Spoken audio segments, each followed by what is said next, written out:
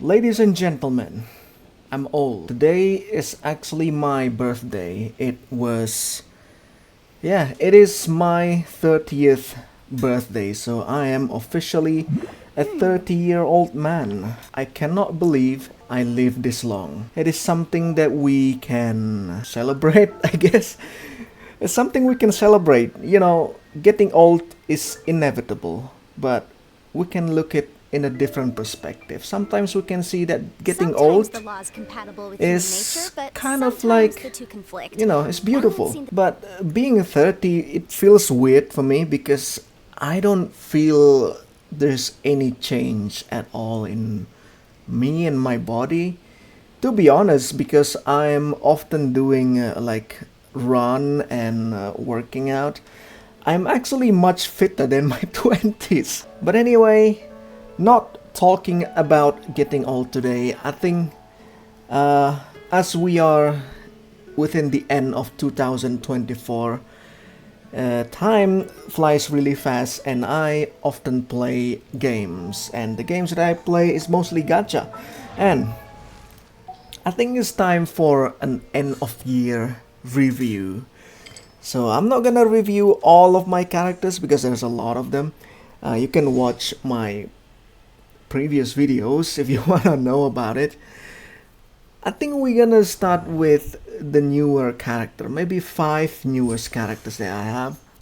So what really special about Shilonen is even though I have the like the F2P version of the weapon, she is extremely valuable. Like there's nothing special about the build, but 3300 defense. It just looks super badass just to look at it. And of course, maybe I should refine this, maybe need to make another one. But anyway, that's work in progress. The artifacts also doesn't feel like it was amazing. It just a lot of defense stacks. Look at that. I don't think it is needed to actually fully upgrade it all the talents. Maybe if I should level up the whole talent, it should be the skill, right? This is the one that actually buff a lot of your characters. There's so many things here, Genshin Hoyoverse style with a lot of stuffs. There's a lot of memes out there that Genshin players just cannot read. I love reading, to be honest. I love readings, the things that I'm interested to. With a lot of these stuffs, who the hell people wanna read this? Nobody. They cannot make things short. Probably one of the biggest problem for me because I am not a native English speaker, and especially that they are using a lot of heavy words, and of course as new vocabularies like the night souls, all of those stuffs. They cannot just making it simple. That is the biggest problem about Genshin explanation, especially for the new characters. I believe that the older characters, let's say Diluc, doesn't have the super long explanation. Look at that. This is easy to understand, right? This is super easy to understand. It's only three sentences. This is super easy to understand. I guess the newer the characters, they kind of needs to make it, more creative, something like that, which is okay. I mean, but you know, some of us just doesn't like to read something that we're not interested to. So I don't blame Genshin characters just cannot read because the reading section in here is just not fun. I think it's time to move to Zhongli. My Zhongli is actually a hybrid build. I'm not really sure how you explain this. He has a 3-star weapon, which is possibly the best weapon after the Staff of Homa. I don't have Staff of Homa. I do have Hu Tao, but I'm not really pulling for her weapons. I just feels like, if he can shield and if he can do damage, that's gonna be a lot better than just full HP, you know. Because full HP is gonna be super difficult to get the crit rate, the crit damage. I am quite lucky here to have 50% crit rate with 176 crit damage, because there's plenty of crit rate in this set of artifacts, which is cool. So he could do plenty of damage with this build. And the problem is, I spent a lot of Primogems on him. He is the hardest character that I pull. Alright? I don't have much pulls for the Pyro Archon. This is actually super, super dangerous. For the skill, I actually managed to double crown. I usually triple crown all the Archons to actually giving a lot of potential for them. I think we gotta talk about Chiori as well. She is another defense scale characters, which I am super lucky that I have 60% crit rate and 196% crit damage, almost 200%. I don't know if I could get the 200% mark. It's gonna be really difficult, especially with this really good crit rate. I don't think I'm bothered to do that. Even with that, it's still 196, which is fine by me. She deals a lot of damage. And of course, by getting her, I have a reason to finally use the Cinnabar Spindle. The sword that we got from 2.2 or 2.3, like 2.2 I guess. That has been a long time ago. I start playing this game in 1.6. It's like almost 3 years or 4 years ago. Maybe 3.5 years ago. The Zero Constellation, I kinda really want her C1. But anyway, that's not gonna be possible unless I have a lot of money. Well, in fact, I don't have that much money. Managed to crown her skill, and maybe I really willing to do this. But I don't know, there's plenty of stuff I wanna do for other characters as well. And speaking of one of the newest characters, I actually have Arlecchino with a pretty decent crit ratio. And the problem is she has 3-star weapons. But it's actually not that a problem because she is super powerful anyway. But if I have a 4-star, and you know, I need a 4-star weapons that has a crit rate substat, and that is impossible because I have to buy the battle pass if I have to do that. Like I said, I'm not a person who have a lot of money, but I do have the Primordial Jade Wing Spear that I put on Emily. We're gonna talk about Emily next. Yeah, this is basically super basic artifacts, but with a really good substats. So I don't think I'm gonna change this anytime soon. And we're gonna talk about Emily. Wow. The most forgotten Genshin characters. Possibly the most forgotten 5-star characters. Which I feel like her design is quite good. And I really love her, but the thing that super weird about her, so the story quests about Emily is like 99% in Sumeru, not in Fontaine. It doesn't feel like she's a Fontainian, because a lot of Fontaine characters, you know, is really strong in our memories. Except for Emily. She's just there. She just, boom. Here, another French woman.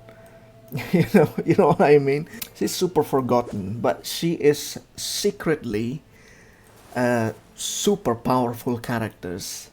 And she's actually giving a lot of value for burning characters, and especially for any kind of pyro characters that, like before this, we really want to play them with the burning team, but burning isn't really that good to begin with. And like her buff is basically pretty artificial, I would say, because the more burning, the more damage she does, right? That's it. It's basically just burning scale. Other than that, it doesn't really improve the burning damage of any pyro characters. It's still basically the same. Except maybe if I have Kinich from Natlan characters, maybe he can do a lot more damage with her. But I don't have him. I don't want to. Like Natlan characters in a nutshell, just one of the weirdest characters design for me. Not design visual wise, but like combat kit wise. It's really depends on that Night Soul thingy. And that's for Genshin. I think I wanna talk about my Honkai Star Rail as well. So, moving game. And we're here. Alright, so I have 4 new 5 stars. So I haven't really making videos about this game a lot because I uninstall Honkai Star Rail. The reason is because I don't have storage, simple as that. So I still playing the game with my smartphone. It's still good, so I can keep playing and not really. I don't think anyone want to see my reaction on the storyline. But anyway, storyline is kind of good, but there is the problem about Honkai Star Rail that I feel like it is the biggest problem about the storyline. They love to stall something. It's basically Honkai style. The Honkai 3rd also having the trouble that is kind of, you know, how do you explain this in an easier term?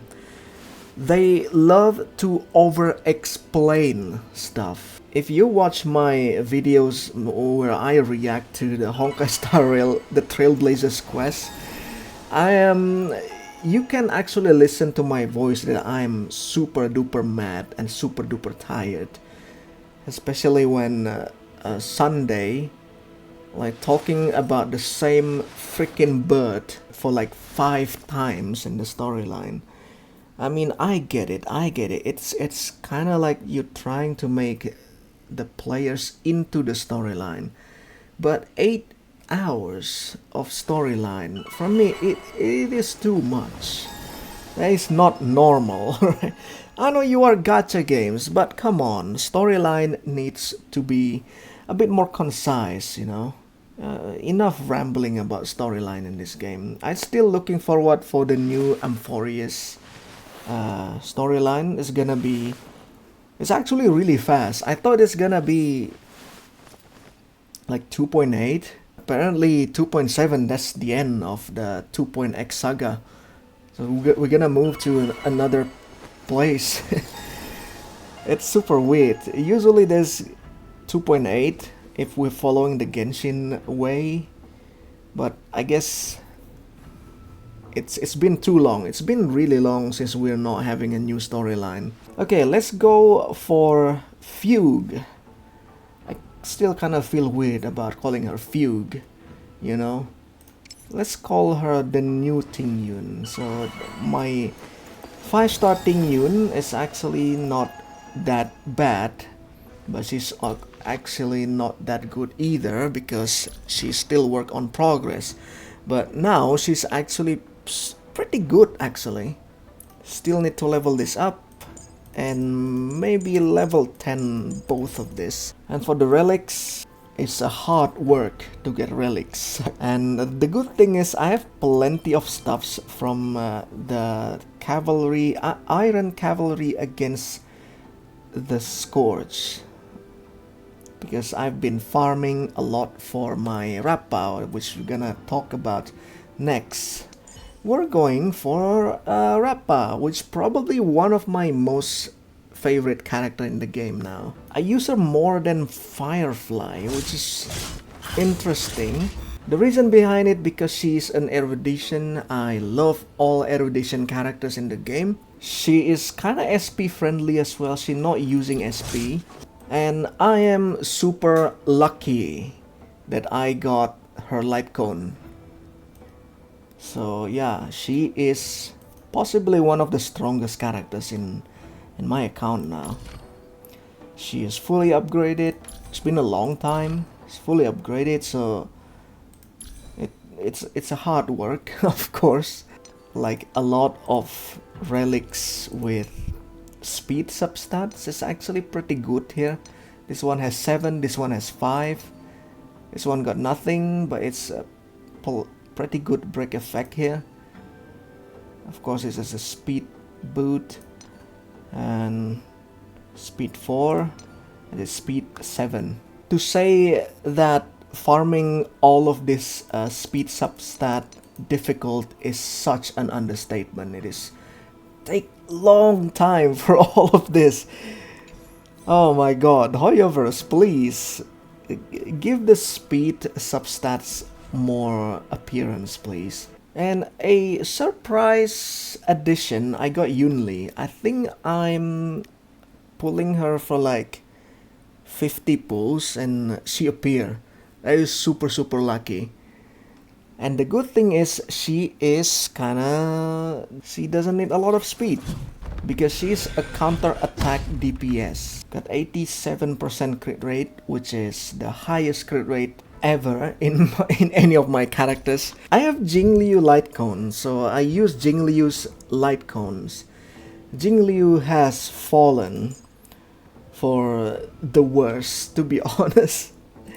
Jingliu, oh my god. I kinda wish there's more buff for the ice elements in this game. And she's almost fully upgraded, although I don't think I need to do this. And the last characters that I have, the latest characters before the new Tingyun, is actually Aventurine. My god. I would say if you don't have Aventurine, you probably will have a hard time dealing with the endgames. Because honestly, he is the best preservation characters we have right now. Lightcone, I have Japar's Lightcone. It's superimpose 3, by the way. I shouldn't superimpose this because this Lightcone is really good. The thing about this game is we talk about power creep a lot in the community, I guess. The turn-based nature of this game is kinda killing the game a little bit in terms of power balance. Like, to put it simply, if you have Aventurine, you don't have any reason to play Japart. Like, if you have Aventurine, you don't have any reason to play Japart anymore. Because in so many ways that Aventurine is just much better than Japart. You just need to skill once and you don't have to use any skill anymore. That's how broken this boy is. Yeah, it's super unfair, to be honest. The reason why I pull for him is for the meta reason, because I struggled before getting him. Struggled to survive. That is the biggest problem about this game, is to survive. There is no healers. It's kind of like worse to use instead of using him, you know. Doesn't matter how good the healers is. And we got the defense relics, classic, no Eidolons, because I don't think I need Eidolons for him. Maybe a few characters that I bench a lot. I think that's include my beloved Silver Wolf, my first 5-star, my first limited 5-star. Silver Wolf is kinda, I don't know how to say about her, it's just not good. She's the earliest Nihility characters, right? She's the first Nihility characters, like the second characters we got, the 5-star, she is, right? The second limited 5-star. If only her skill is not single target, I think she will be pretty good still. And with a lot of characters like Rappa and with Firefly, the people who can just ignore weakness, why do you wanna play her, right? Why do you wanna play a character that can just implant one single enemy? It's not that great, honestly. And of course, Jingliu, haven't using her like for ages. If I wanna play pure fiction, I'm just gonna play Herta, which is a blooming 4-star characters. Still pretty good until nowadays, you know. And I think that's it for this video. Happy New Year everybody, I hope you have an amazing 2024, and I hope 2025 is gonna be a lot better year than 2024. I'm just gonna say I don't think I have a good 2024. It's pretty standard. Unless if you count the fact that I am 30 years old right now. I think that's a big milestone in my life, right? To be honest, 30 years old is kind of like, you can say it's the start of 30, but it's can also be said as the end of the 20s, all right? If you count from like 21 or something, 30s is like the end of your 20s, and your body is gonna start to deteriorate. You're gonna get old, and of course, but we're not gonna get that. We're gonna get stronger and stronger.